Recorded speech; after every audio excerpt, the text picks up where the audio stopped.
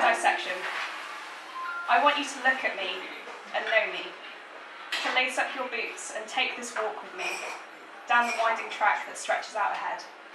I want you to press numbers into my back, along my spine, enter the pin number, and unlock me. Spread the skin and bone out wide. Let's use this map to make our journey. Follow the veins and bone marrow to find our way. No, don't you worry. The pain isn't an issue. I barely notice it. Be careful with my kidneys though, they're not used to being so exposed. It doesn't happen very often, but you have the number that I scratched onto your fingernails and whispered into the wrinkles in your knuckles.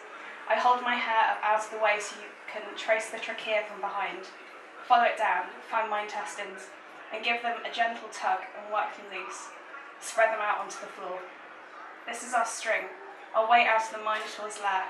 We'll follow it until we find our way back to the umbilical cord, to my mother's abdomen, to craving fruit pastel lollies and walking around the sofa pushed into the middle of the sitting room, and the threat of acupuncture.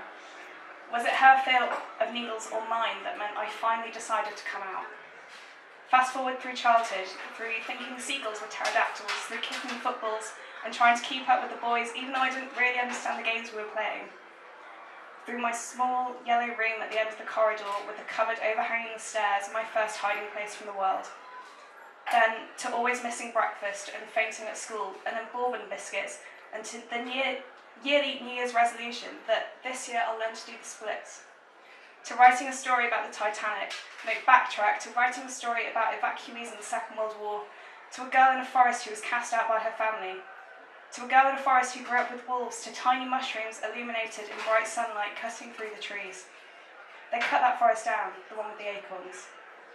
Then we moved to Sheringham, to scampi and chips in plastic baskets, and then back up to the Scottish coast, and then onto mountains, eating fruit and nut chocolate, which I didn't like but ate anyway.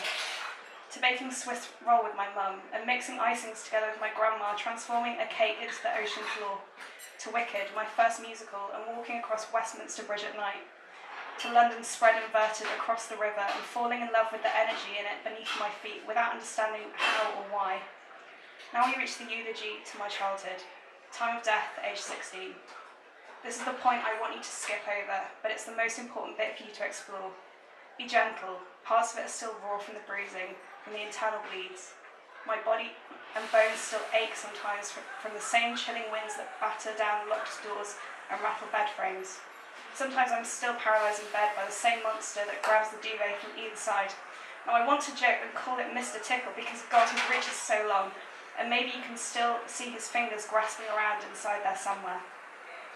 I think now you should have reached the freedom of the M6 motorway, having worked your way past panic attacks and anxiety attacks and 3 AM text conversations, saying things I couldn't wrap my tongue around to voice to the world for fear of splitting open the universe with my razor shards. That motorway, the tarmac that ran me from north to south towards London, patching up the holes in this body and this mind. New 3 AM talks, this time around a kitchen table, our first home away from home. And when you've gone past all that, past the good decisions, and questionable decisions, and decisions that didn't seem important, but they were life-changing, you'll have worked your way around my body and you'll be standing before me, to now.